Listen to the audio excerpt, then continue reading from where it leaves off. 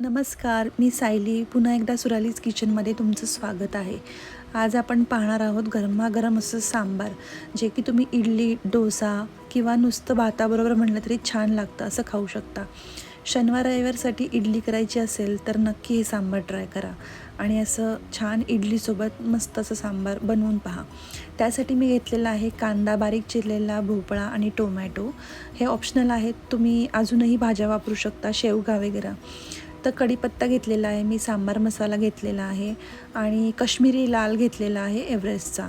सांबार मसाला पण मी एव्हरेस्टचाच वापरलेला आहे. तर आधी आपल्याला सगळं साधं पाणी घेतलेलं आहे मी. आपल्याला जेवढं सांबार करायचं त्या क्वांटिटीमध्ये घ्यायचं आहे आणि हे पाणी मी उकळायला ठेवलेलं आहे. त्यामध्ये 2 छोटे चमचे मी हिंग घातलेलं आहे, 2 छोटे चमचे मी हळद घातलेली आहे आणि हे उकळतानाच याच्यामध्ये आपण ह्या भाज्या पण टाकणार आहोत. तर हा लाल भोपळा आहे, तो ऑप्शनल आहे, तुम्ही असला तर टाकू शकता. शेवग्याची शेंग टाकू शकता. हा कांदा आहे बारीक चिरलेला आणि बारीक चिरलेला टोमॅटो आहे. तर हे असं आपल्याला सगळं पाण्यामध्ये टाकून घ्यायचं आहे. तर ह्या सगळ्या आणि भाज्या आपल्याला उकळवून छान त्याचा अर्क ह्या पाण्यामध्ये उतरला पाहिजे. कढीपत्ता टाकायचा, आपल्याला कढीपत्ता भरपूर टाकायचा आहे, त्याचा स्वाद खूप छान उतरतो ह्या सांबारमध्ये. आता मी यामध्ये सांबार मसाला पण घालणार आहे. तर 2 ते 2.5 चमचे मी सांबार मसाला इथे वापरणार आहे, कारण ह्या पातेल्याभर सांबारासाठी एवढा तरी लागेल. तर त्यानुसार तुम्ही कमी जास्त करू शकता.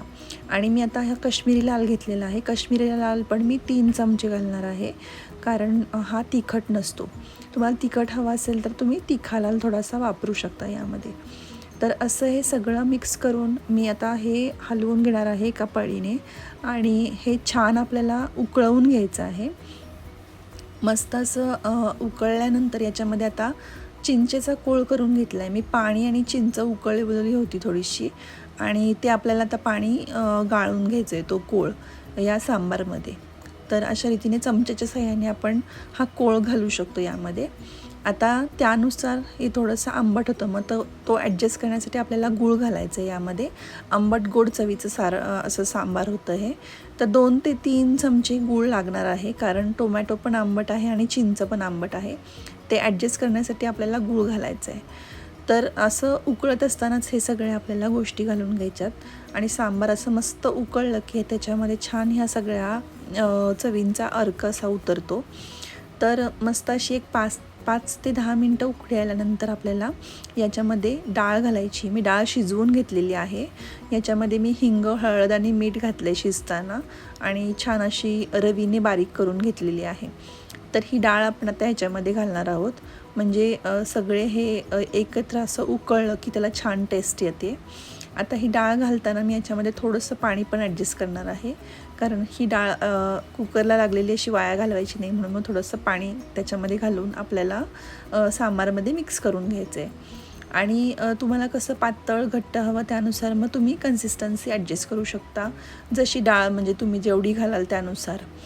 तर मी तर 1 ते 1.5 वाटी डाळ घेतलेली आहे एवढ्या सांबारसाठी आणि छान असं आता उकळी आणायची आपल्याला सांबारला. पाहू शकता तुम्ही कसं खळखळतं आहे सांबार. तर याच्यामध्ये आपण अजिबात तेल घातलेलं नाही आहे. आता आपल्याला तेलाची फोडणी करायची ह्याच्यामध्ये वरून घालण्यासाठी. तर मी हे भांडं ठेवलेलं आहे, ज्याच्यामध्ये मी फोडणी करणार आहे. तर 2 ते 3 पळ्या मी असं तेल वापरलेलं आहे, साधारणतः 3 मोठे चमचे. आणि तेल असं छान आपल्याला तापवून घ्यायचं आहे, जास्त पण तेल तापवायचं नाही आहे. मीडियम तापलं की नाही हे चेक करण्यासाठी आपण थोडीशी मोहरी आधी टाकून घेऊया, की थोडीशी मोहरी तडतडली की आपल्याला समजतं की तेलाचं टेम्परेचर किती आहे. तर याच्यामध्ये आपल्याला आता मोहरी घालायची आहे, तर 1 ते 1.5 छोटा चमचा. त्याच्यानंतर याच्यामध्ये आपण घालणार आहोत थोडंसं जिरे घालणार आहे आणि त्यानंतर मी हे डाळ घेतलेली आहे, उडदाची आणि हरभऱ्याची डाळ. तर ती आता मस्त या फोडणीमध्ये परतून घ्यायची आहे आणि थोडीशी ती लालसर झाली की आपण मग ह्याच्यामध्ये आता घालणार आहोत हिंग घालायचे. हिंग जे आहे ते आपल्याला म्हणजे आपण ह्याच्यामध्ये पण घातलं होतं सांबारमध्ये आणि आता फोडणीमध्ये पण घालणार आहोत. तर कढीपत्ता आणि लाल सुक्या मिरच्या घेतलेल्या आहेत मी आणि त्याही आपण याच्यामध्ये घालणार आहोत. तुम्ही पाहू शकता कशी तडतडत आहेत. तर अशी मस्त फोडणी तयार झाली पाहिजे. आणि शेवटला अजून थोडंसं हिंग आपण घालणार आहोत त्याच्यामध्ये. तर हिंग जे आहे ते थोडंसं जास्ती जातं याच्यामध्ये सांबारमध्ये. आणि आता आपण हे वरून सांबारला हा तडका देणार आहोत. तर कसा मस्त तडका तयार झाला आहे बघा, असा मस्त खमंग तडका बसला पाहिजे आणि खूप छान होतं सांबार. याने नक्की ट्राय करून पहा. खूप सोपी पद्धत आहे, कारण अतिशय कमी म्हणजे आपल्याकडं जे अवेलेबल साहित्य आहे त्यामध्ये आपण करू शकतो आणि खूप छान टेस्ट येते. जास्त काही बाकी घालायची गरज नसते. आता वरून मी मीठ टाकणार आहे, कारण मी ऑलरेडी डाळीला पण मीठ टाकलं होतं, त्यानुसार मग मी कमी जास्त असं मीठ टाकून घेते. तर चवीनुसार तुम्ही घालू शकता. आणि आता हे घातल्यानंतर आपल्याला पुन्हा एकदा छान असं सांबार उकळून द्यायचं आहे. जेवढं तुम्ही उकळवाल तेवढं छान टेस्ट येते आणि तेवढा सगळ्या भाज्यांचा अर्क उतरतो. आता मी बारीक चिरलेली कोथिंबीर याच्यामध्ये घालणार आहे. तर कोथिंबीरीशिवाय पदार्थाला टेस्ट येतच नाही, त्यामुळे कोथिंबीर तर मस्ट आहे. तर कोथिंबीर घातल्यानंतर आपण असं छान पुन्हा एकदा त्याला उकळी आणून देणार आहे, त्यामुळे त्याचा अर्क छान उतरेल त्यामध्ये. तर आपलं सांबार रेडी आहे.